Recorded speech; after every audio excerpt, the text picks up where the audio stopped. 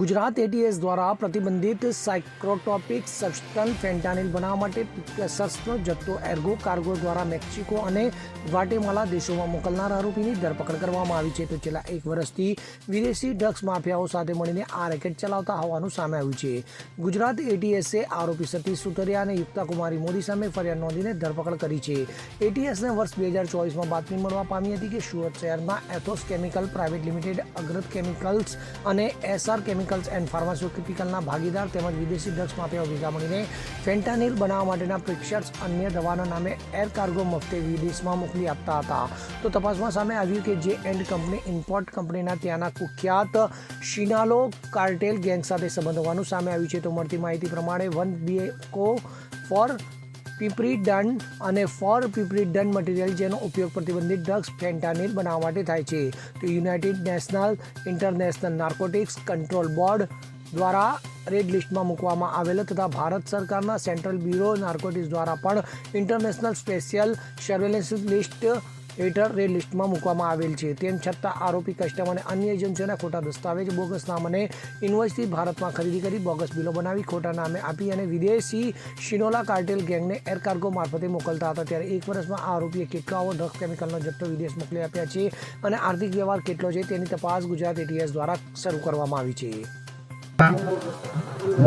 થોડા દિવસો પહેલા ડીવાયએસપી એસએલ ચૌધરીને એક બાતમી મળી હતી કે એક પાલેડી ખાતે આવેલ એક ફ્લેટની અંદર વિદેશોથી ઘૂસણખોરી કરીને લાવેલ ગોલ્ડનો મોટો જથ્થો રાખવામાં આવેલ છે. આ ઇન્ફોર્મેશનને હ્યુમન અને ટેકનિકલ અને વિવિધ પ્રકારથી આને ડેવલપ કરવામાં આવેલ એક ટીમ બનાવવામાં આવેલી, જેમાં ડીવાયએસપી એસએલ ચૌધરી સિવાય PI Nikhil Brahmbhatt, PI S Chavda, KB Solanki અને બીજી એક ટીમ લગાડવામાં આવેલી. જ્યારે આ ઇન્ફોર્મેશન થોડીક ડેવલપ થઈ અને લાગ્યું કે આ ઇન્ફોર્મેશનમાં સચ્ચાઈ છે, ડીઆરઆઈ સાથે આ શેર કરવામાં આવેલી. ડીઆરઆઈ અમદાવાદ ઝોનલ યુનિટની ટીમ અમારી સાથે જોડી અને આ જગ્યા ઉપર આ જોઈન્ટ ટીમ દ્વારા રેડ કરવામાં આવેલી. પ્રાથમિક જ્યારે ત્યાં ગયા તો એ મકાન છે તો લોક હતો. જાણવા મળેલ કે આ મેઘ મહેન્દ્ર શાહ નામક એક માણસ છે જે મુંબઈમાં રહે છે, એને દ્વારા ભાડે રાખવામાં આવેલ છે. એ માણસના રિલેટિવ્સની ખોજબીજ કરીને અને આની ઉપસ્થિતિમાં આની વિડીયોગ્રાફી હેઠળ એ ઘરની ઝડપી કરવામાં આવેલી. ઝડપી કર્યા પછી લગભગ 87.920 kg ગોલ્ડ બાર્સ જે બ્રિક ફોર્મમાં છે, સાથે સાથે 19.663 kg જ્વેલરી, જેમાં એ જ્વેલરી મળી આવેલી. આમ ટોટલ કરીને 107.5653 kg સોનું અને જાવેરાત મળી આવેલી. એ જગ્યાથી 11 જુદા જુદા બ્રાન્ડ્સના લક્ઝરી ઘડિયાળો પણ મળ્યા છે. પ્રારંભિક રૂપે આ બધું મુદ્દામાલ જે છે આની કિંમત 100 કરોડથી વધારે છે અને 1,37,00,000 જેવો કેશ પણ એ જગ્યાથી મળી આવેલ છે. આ જે કાર્યવાહી છે એ જે ઇન્ટર એજન્સી કોર્ડિનેશન છે આનો એક ઉત્તમ ઉદાહરણ છે.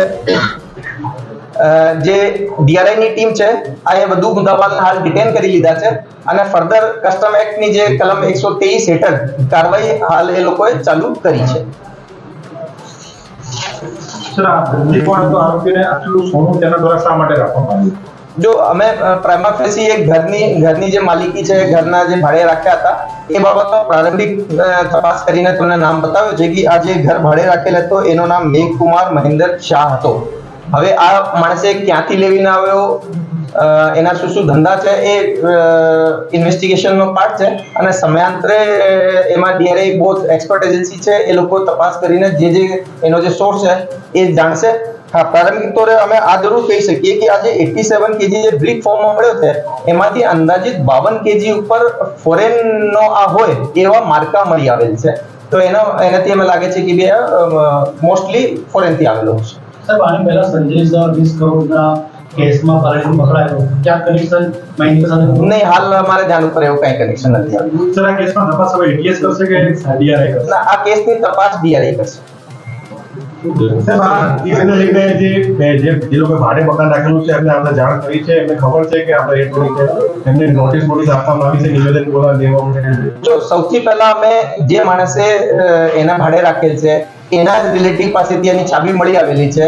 તો તો એની રૂબરૂમાં આપણે એનો પંચનામો કરીને સીઝ કરેલ છે અને આગળની જે પણ કાનૂની પ્રક્રિયાઓ છે એ ફોલો કરવામાં આવશે. કેટલા સમયમાં કોર્ટ જે આ મુદ્દામાં ત્યાં ભેગો કરેલો છે પ્રાથમિક દ્રષ્ટિએ શું લાગે છે કેટલા સમયની અંદર અને ક્યારે આવતો થયો? જો કારણ કે એમાં તમને કીધા કે એ જે એક મકાન લોક રાખવામાં આવતા હતા અને એ જગ્યાનો ઉપયોગ ફક્ત એ લોકો સ્ટોરેજ માટે કરતા હતા. જે મુખ્ય જે શંકાસ્પદ માણસ છે જેનો એ માલ થઈ શકે એ હાલ કબજા હેઠળ નથી. જ્યારે એ આવશે તો એ બધી જે બાબતો છે એ બધું ક્લિયર થશે.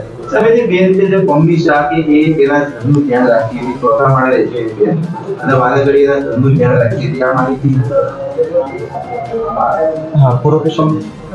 રાખતી હતી કે નહોતી આપણી તપાસમાં સામે અમે કીધા કે આપને ખબર છે કે આ કાલે આફ્ટરનૂન ઇવનિંગ થી મારો ઓપરેશન ચાલુ થયો. આજે એટલી મોટી ક્વોન્ટિટીના સીઝર કરતા મને સવાર પડી છે અને ડીઆરએ એની લીગલ જે પ્રોસિજર છે એ આગળ કરી રહી છે.